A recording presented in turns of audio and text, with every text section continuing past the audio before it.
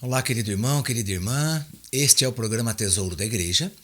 E eu, Luiz Carlos, juntamente com você, estamos aqui dando continuidade aos nossos estudos sobre a carta encíclica Dominum et Vivificantem, o Espírito que é Senhor e dá vida, ou aquele que é Senhor e dá vida. Esse documento é do Papa João Paulo II, é sobre o Espírito Santo na vida da Igreja e do mundo. Bem, nós estamos no primeiro capítulo, que tem como título O Espírito do Pai e do Filho dado à Igreja. Hoje nós vamos entrar num subtítulo que diz O Messias, ungido com o Espírito Santo. Bem, vamos lá. Quem que é o Messias? O que quer dizer essa palavra Messias? Messias quer dizer ungido, em hebraico, né? Então, Messias não é o nome de alguém. Claro que hoje nós temos muita gente que tem o nome de Messias. Muita gente chamava Jesus de Messias também, na época. Então, ungido, cheio do Espírito Santo, o enviado de Deus, o Salvador, enfim. Podemos ter vários sinônimos aí, mas o mais usado e o mais correto para esse tipo de palavra, né, no hebraico, então, é o Messias. Então Jesus é esse Messias, que aliás foi anunciado 700 anos antes dele vir ao mundo, 7 séculos antes. Ele já foi anunciado pelo profeta Isaías. E claro, para Isaías, como um profeta do Senhor, ele não tem o conhecimento das coisas. A profecia é falada porque Deus fala através da pessoa, mas a pessoa não sabe nem o que está falando. Então, claro que para Isaías, quando ele falava, né, em nome do Senhor, que está chegando aí o Messias, o conselheiro admirável, Deus forte, Pai eterno, príncipe da paz, aquela coisa toda, o Redentor, então para ele já era uma chegada iminente. Já chegaria aí o ano que vem, daqui 2 anos, não sei, o mês que vem, não é? Então seria muito rápido essa chegada. Ele nem imaginaria que ele só chegaria 7 séculos depois. Quer dizer, quanta gente que ouviu Isaías falar e não viu, né? Não viu chegar aí o Messias, né? Não viu. Então, é interessante, né? É interessante esse caso, para a gente pensar bem direitinho, ver aí que às vezes nós temos aí pressa das coisas, queremos que as coisas aconteçam para ontem, não é? Eu tenho muita pressa disso, eu preciso disso. E olha como Deus age. Deus sabe as coisas, né? Ele é o Senhor de tudo, Ele é o Senhor do tempo, Ele é o Senhor da história. Agora, Isaías poderia ter ficado então chateado. Falar, puxa vida, eu falei, só foi acontecer 7 séculos depois, quer dizer que eu passei como mentiroso? Não, aí que está. Aí que está a validade de uma profecia, né? A validade era a palavra de Deus. A palavra de Deus, ela está fora do tempo. O tempo não pertence a ela. Então, aí sim, depois de 7 séculos, a palavra que Isaías falou se concluiu. Então vamos supor assim, 7 séculos ele passou aí por desacreditar, não, mas não é um homem de Deus, como que ele falava essas coisas e não aconteceram, né? Então, mas aí que está a confiança em Deus. A confiança em Deus de que Ele sabe o que está fazendo, Ele tudo fará, por cada um de nós, inclusive, né? Por mim, por você. Então não adianta bater o desespero na gente. Deus é bom, Deus é maravilhoso. Ele só quer o nosso benefício, só quer a nossa felicidade. Ele só quer isso. Então por isso ele envia esse Espírito Santo sobre nós. Agora vamos ver aqui como que esse Espírito veio em Jesus. É interessante nós entendermos isso, né? Aí você poderia falar, mas Luiz Carlos, espera lá. Jesus é Deus. Então ele já tinha o Espírito Santo. Então, aí que está. Aí que está a grande jogada de Deus, né? Quando o verbo de Deus, que é o Filho de Deus, o Logos, a palavra, né? Era só Espírito, né? Então o Pai, o Filho e o Espírito. Os 3, Espírito. Não tem carne. Não tem matéria. Pois bem, então essa segunda pessoa, a Santíssima Trindade, é Deus. Claro, cheio do Espírito Santo, evidentemente. Só que quando ele se encarna, quando adquire carne no ventre de Nossa Senhora, São Paulo vai explicar na carta aos Filipenses, capítulo 2, quando ele entrou no ventre de Nossa Senhora, ele não se considerou mais igual a Deus. Então, quer dizer, ele sofreu, vou falar aqui alguns sinônimos, né? Ele sofreu aniquilamento, ele se aniquilou como Deus. Ele sofreu esvaziamento, ele se esvaziou como Deus. Então, em grego, essa palavra chama-se kenosis. Kenosis. Quer dizer, ele foi rebaixado, ele foi humilhado, ele foi esvaziado, ele foi aniquilado. Entende? Então, quer dizer, então ele deixou de ser Deus. Não pode, né? Não pode deixar de ser Deus, não tem como. Que nem eu, Luiz Carlos, eu posso deixar de ser filho da minha mãe, ser filho do meu pai, eu posso deixar disso? Não posso. Não existe isso, né? Então, Jesus não deixou de ser Deus. Só que ele não usou de sua igualdade com Deus. Vai dizer São Paulo na carta aos Filipenses que quando ele assumiu a humanidade, ele assumiu por inteiro essa humanidade. Ele assumiu 100% essa humanidade, mas não deixando de ser Deus, ele se esvaziou de sua divindade para não usar de sua divindade. Porque se Jesus usasse da divindade dele, nunca ele poderia falar para você: vem e segue-me. Faça o que eu fiz. Faça o que eu fiz. Eu amei as pessoas, tenho que amar as pessoas. Eu perdoei as pessoas, tenho que perdoar as pessoas. Jamais ele poderia falar isso. Por quê? Porque daí ele teria feito isso como um Deus, que nós não somos deuses. Então o que ele faz? Ele se esvazia dessa divindade totalmente e assume 100% a humanidade.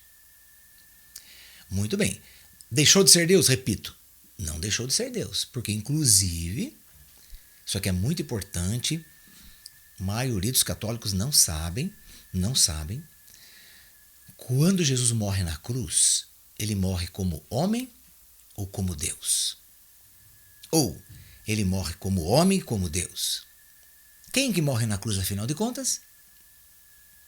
Então, veja como essa resposta é difícil. Então eu vou dizer a resposta para você.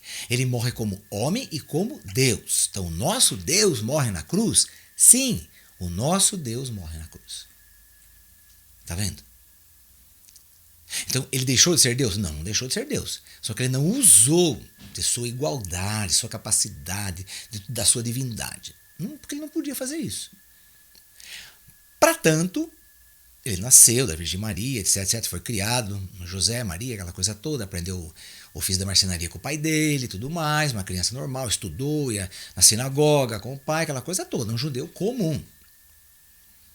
No dia em que Deus escolheu, né, que ele foi batizado no Rio Jordão, batismo de conversão que João fazia, naquele momento, sim, ele vai ser cheio do Espírito Santo, ok.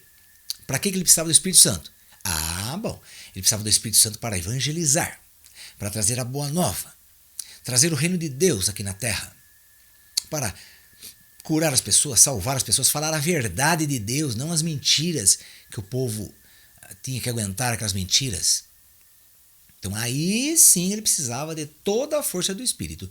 Por isso que ele precisava ser cheio do Espírito Santo, como acontece com a gente hoje. Mas então vamos ver toda essa história, mas já deu para a gente entender um pouquinho, né?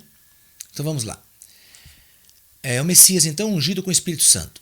Realizou-se também, cabalmente, quer dizer, totalmente, a missão do Messias, isto é, daquele que recebera a plenitude do Espírito Santo. Então, esse Jesus recebeu o Espírito Santo em plenitude. O que é em plenitude? Com todos os seus dons, com toda a sua graça, com toda a sua força. E você e eu, quando nós recebemos esse Espírito de Cristo no batismo, ele vem em plenitude? Sim.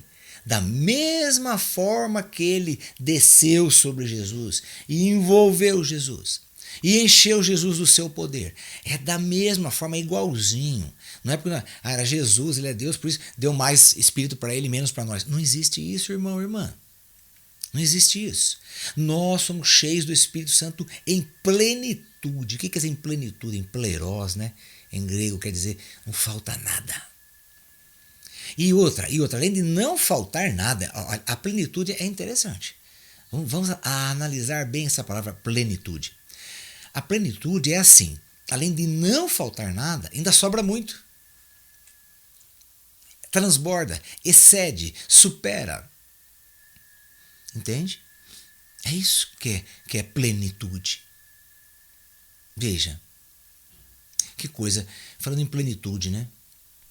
Então, eu estava outro dia pensando assim, a mulher, por exemplo, ela recebe, né, claro, de Deus, tanto o homem quanto a mulher, de fazer acontecer o dom da vida.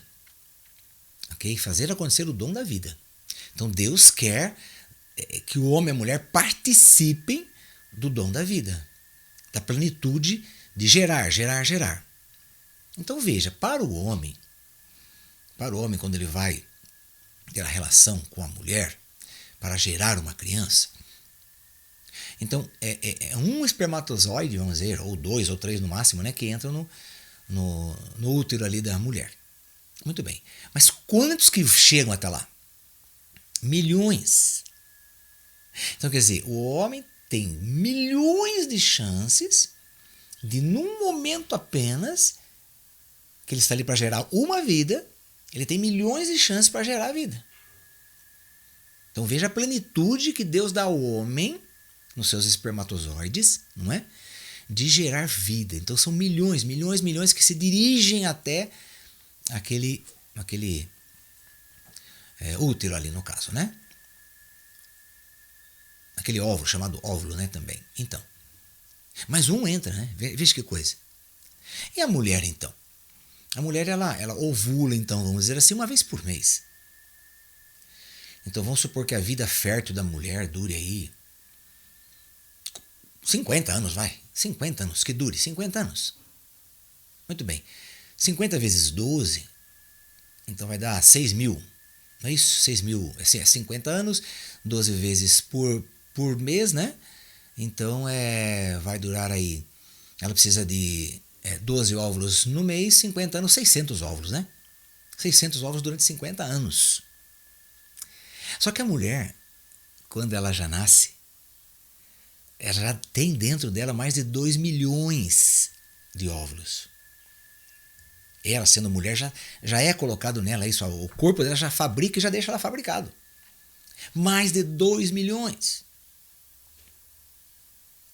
E ela vai usar quantos? Nós contamos aqui 600, não é isso? Então, veja, é a plenitude da vida. Tudo que Deus dá para nós é em plenitude. É em abundância. A própria palavra diz, onde abundou o pecado, superabundou a graça. Sabe, então, meu irmão, minha irmã, nós quando olhamos para Deus, vamos pedir, vamos rezar para Deus, a gente pede mal. Jesus fala no seu evangelho, vós não sabeis pedir, porque vós pedis maus. O vosso pedido é muito ruim, é muito fraquinho. Uma vez, um dos primeiros cenáculos que eu fui, em Sorocaba, veio o padre Eduardo Dolgert, né, da TV Século XXI. Ele dizia, no seu ensinamento ali, na sua pregação, ele dizia, nosso pai é rico. Quando você for pedir as coisas, não peça pouquinho. Entende? Então eu preciso de por exemplo, preciso de um carrinho aqui e tal, um fusquinha. Não, já pede um avião. Ele quis dar um exemplo assim. Já pede um avião, que o fusquinha vai levar você, mas o avião ele levanta voo, ele vai embora. Então peça as coisas para Deus, peça com sabedoria, com inteligência, com coragem, com audácia. Não peça coisa pouca não é? Porque nós estamos vivendo a plenitude, não é? Nós estamos vivendo o plerós de Deus, que é o kairós, é o tempo da graça. Não nos falta coisa alguma, vai dizer São Paulo na primeira carta aos Coríntios. Não vos falta dom algum. Olha que coisa bonita. Não vos falta dom algum. Então vamos lá. Realizou-se cabalmente a missão do Messias, isto é, daquele que recebera a plenitude do Espírito Santo em favor do povo eleito por Deus e de toda a humanidade. Ok? Messias literalmente significa Cristo, porque Messias é hebraico, né? E Cristo é grego. Christos é grego. O que quer dizer Christos em grego? Quer dizer ungido. Ok? Que é o mesmo que o Messias em hebraico. E na história da salvação, significa ungido com o Espírito Santo. Quer dizer, a unção é do Espírito.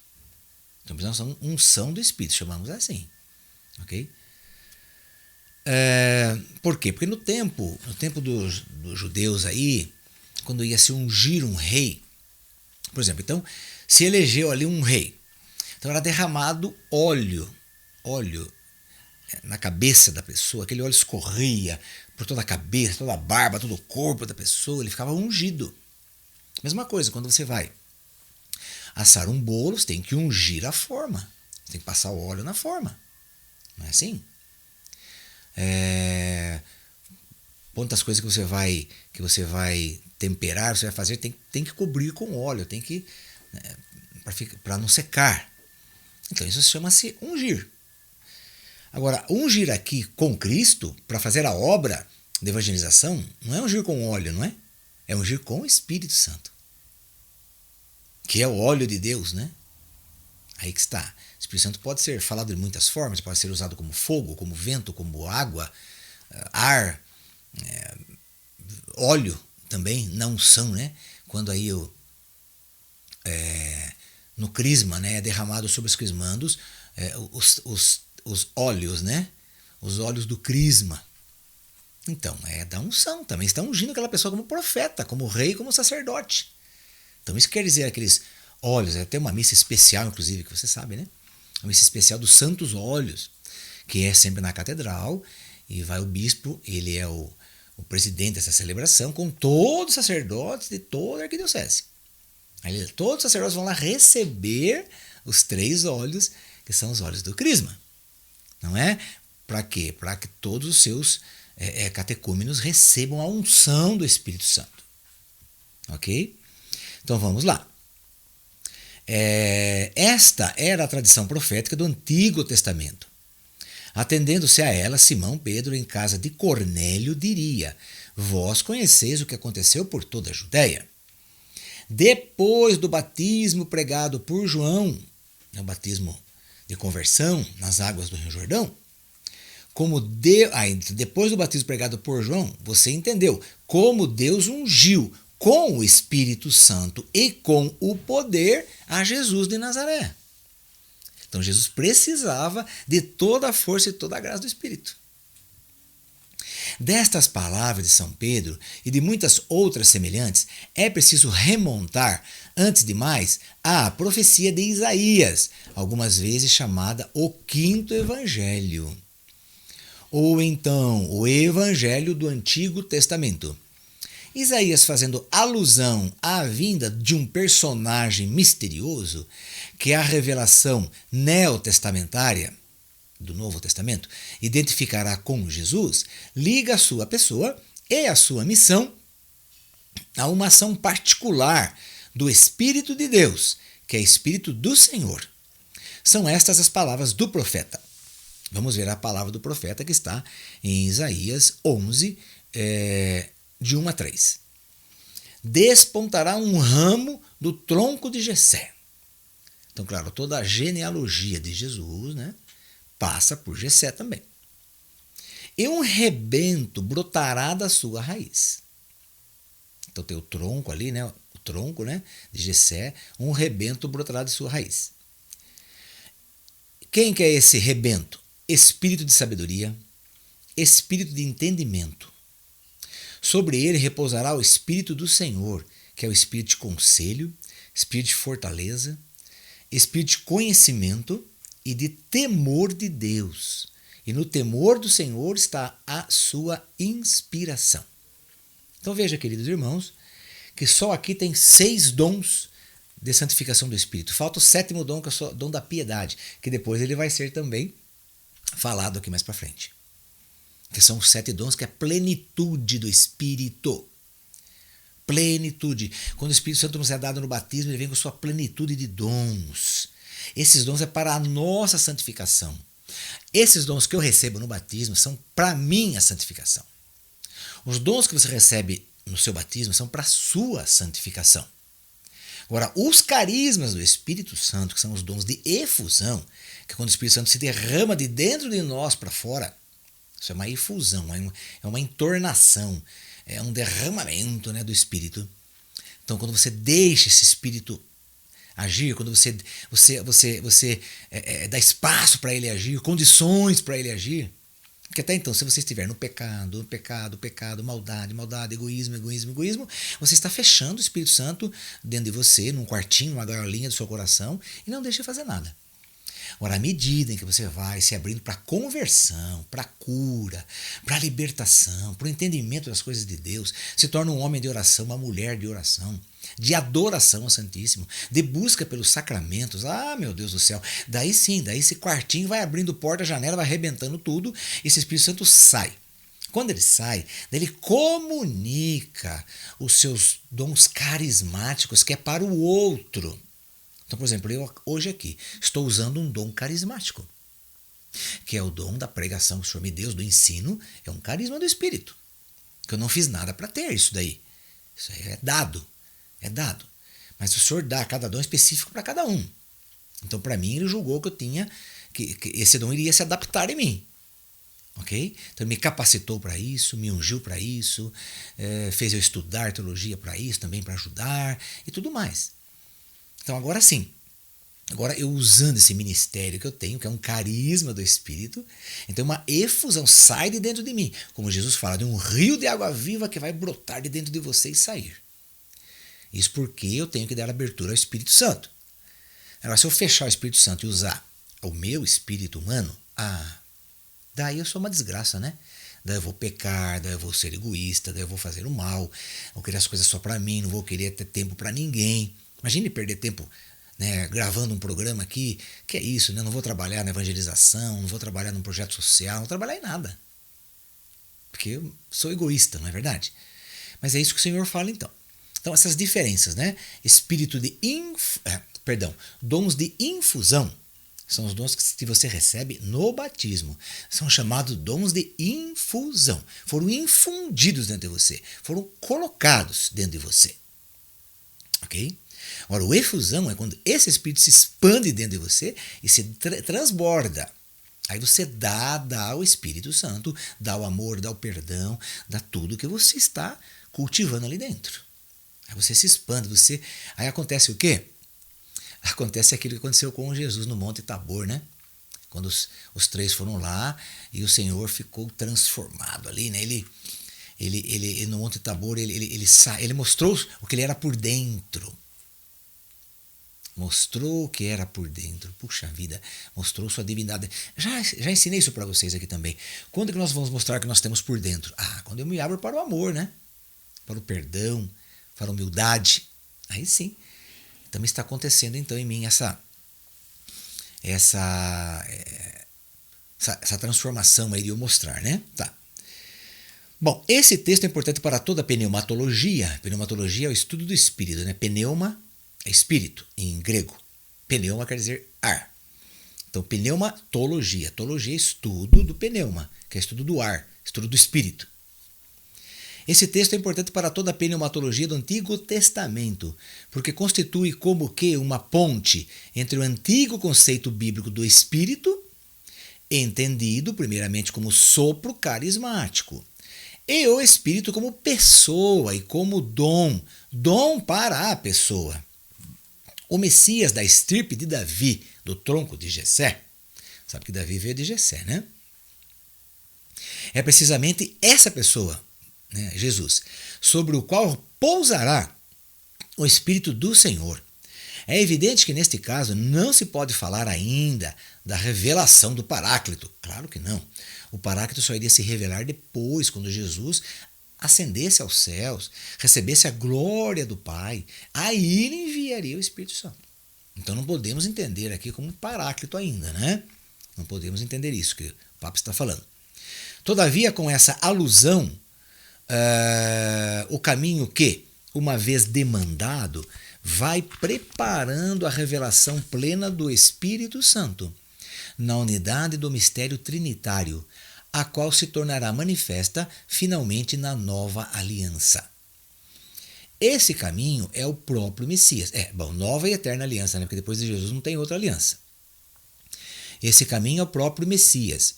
Na antiga aliança, a unção tinha se tornado o símbolo externo do dom do Espírito.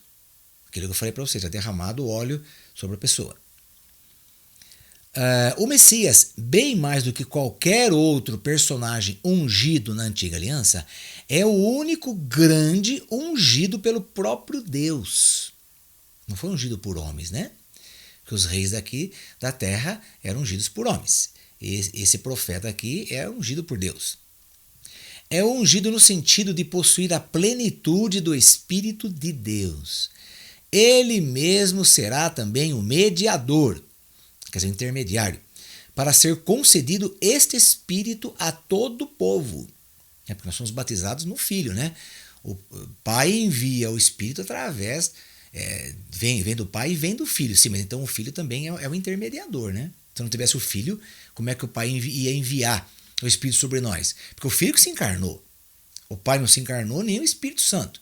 Então, como é que o Pai ia enviar o Espírito sobre o ser humano em plenitude para ser morada se nenhum das três pessoas da Santíssima Trindade se encarnasse? Ele não poderia enviar. Então, como o Filho se encarnou, então abriu uma via para enviar esse Espírito dentro de nós. Ele mesmo será também o mediador, para ser concedido esse Espírito a todo o povo. Com efeito, são do mesmo profeta estas outras palavras. Jesus fala, né? Quando ele vai ler Isaías, ele vai ler aqui Isaías 61, versículo 1. O Espírito do Senhor está sobre mim, porque o Senhor consagrou-me com a unção. E enviou-me a anunciar a boa nova aos pobres, a curar as feridas dos corações quebrantados, a proclamar a redenção para os cativos, a libertação para os prisioneiros, a promulgar o ano da misericórdia do Senhor. O ungido é também enviado com o Espírito do Senhor. Agora o Senhor Deus me envia juntamente com o seu Espírito. Isso aqui também Jesus fala em Isaías 48:16. Jesus não, quer dizer, ele usa essa palavra, né? De Isaías 48:16. Bem, então, querido irmão, querida irmã, vamos continuar aí no nosso próximo encontro, esse estudo, então, sobre o Messias, né? O Messias que recebe essa plenitude do Espírito Santo. Então, é claro, você também recebeu no seu batismo. Se você não é batizado, procure ser o quanto mais rápido possível batizado.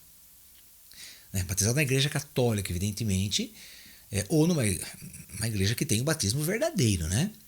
Porque tem batismo aí que não batiza em nome do Pai e do Filho e do Espírito Santo, não batiza. Então, não é o batismo de Deus, né? Não tem plenitude, não é sacramento. O sacramento, ele exige matéria, seja água, a água é matéria, e exige a fórmula trinitária.